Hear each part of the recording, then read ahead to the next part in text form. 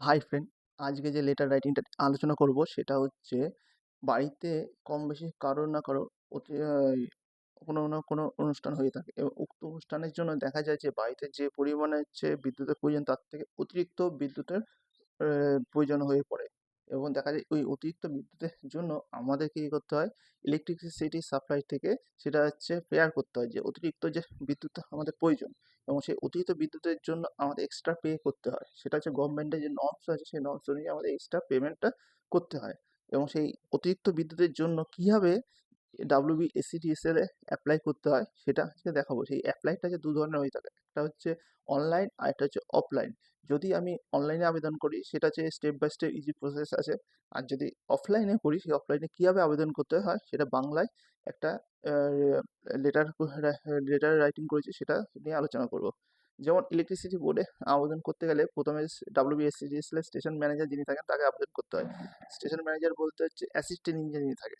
তাই আমি সেটা কি লিখব যে প্রতি স্টেশন ম্যানেজার পশ্চিমবঙ্গ রাজ্য বিদ্যুৎ বন্টন কোম্পানি লিমিটেড বা WBSEDSL Kotulpur customer care centre Kotulpur Bankura, অর্থাৎ বাঁকুড়া ডিস্ট্রিক্টের কতুলপুরে যে কাস্টমার কেয়ার সেন্টার আছে তার যে হচ্ছে স্টেশন ম্যানেজার তাকে আমি চিঠিটা করছি। সাবজেক্টটা কি?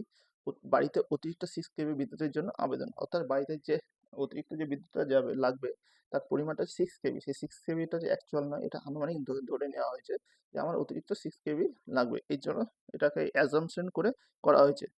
তারপরে কিভাবে লিখছি? মহাশয়, আমার বিনীত নিবেদন এই যে আমি শ্রী সন্দীপ দাস, গ্রাম সরাটি, পোস্ট অফিস সরাটি, থানা কতুলপুর, জেলা বাঁকুড়া, পশ্চিমবঙ্গের স্থায়ী বাসিন্দা। অর্থাৎ আমি কে যে অ্যাপ্লাই করছি তার নাম এবং আমার অ্যাড্রেসটা যে আমি কোথা থেকে আবেদনটা করছি এবং সেটা হচ্ছে ওই WBSEDSL এর জুরিডিকশনের মধ্যে পড়ছে কিনা ওই অ্যাড্রেসটা। তার জন্য আমি অ্যাড্রেসটা পুরো ডিটেইলসটা এখানে দিলাম যাতে আমার সুবিধা হয়। এবার সাবজেক্টটা কী লিখব যে কিসের জন্য আমার এই অতিরিক্ত বিদ্যুৎটা প্রয়োজন সেটাই আমি লিখব। যেমন এখানে আগামী ১২/১২/২০২৫ তারিখে আমার বাড়িতে বিবাহ অনুষ্ঠান আছে। উক্ত অনুষ্ঠান উপলক্ষে আমার বাড়িতে ২ দিনের অর্থাৎ ১১/১২/২০২৫ এবং ১২/১২/২০২৫ অর্থাৎ যেদিন বাড়িতে আমার বিবাহ অনুষ্ঠান সেদিন এবং তার আগের দিনের জন্য অতিরিক্ত 6 কেভি বিদ্যুতের প্রয়োজন। এই অতিরিক্ত বিদ্যুতের বিল সরকারি শিডিউল অনুযায়ী আমি বহন করিব।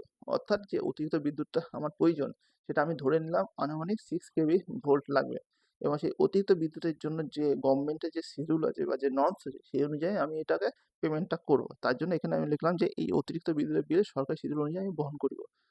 লাস্টে হচ্ছে অতএব মহাশয়ের কাছে আমার বিনীত আবেদন, অর্থাৎ তার কাছে মহাশয়ের কাছে আমি রিকোয়েস্ট করছি আমি যাতে এই ২ দিনের জন্য অতিরিক্ত 6 কেভি বিদ্যুৎ সংযোগ পাই তার সুব্যবস্থা করলে কৃতজ্ঞ থাকবে। অর্থাৎ মহাশয়ের কাছে আমার একটা রিকোয়েস্ট আছে যে আমি যেটা ডিমান্ড করছি বা যেটার জন্য প্রেয়ার করছি সেই আবেদনটা তাতে যাতে উনি এটা অতিরিক্ত মানে অ্যাপ্রুভ করে দেন তার জন্য আমি এই প্রেয়ারটা করছি এবং তাকে কৃতজ্ঞ জানাচ্ছি এবং লাস্টে লিখছি ধন্যবাদ এবং সেখানে বিনীত যে আবেদন করছেন মানে যিনি আবেদনের যেহেতু সন্দীপ দাস দেয়া নাম হয়েছে সেই সন্দীপ দাসই নাম লিখতে হবে এবং কি করতে হবে বাঁদিকে তারিখটা লিখতে হবে যে তারিখে আমি যে তারিখে আমি অ্যাপ্লাই প্রেয়ারটা করছি। অবশ্যই যেদিন অনুষ্ঠান তার থেকে কম করে ১০-১৫ দিন আগে করতে হবে। এবার তার সঙ্গে আমি কি দিচ্ছি?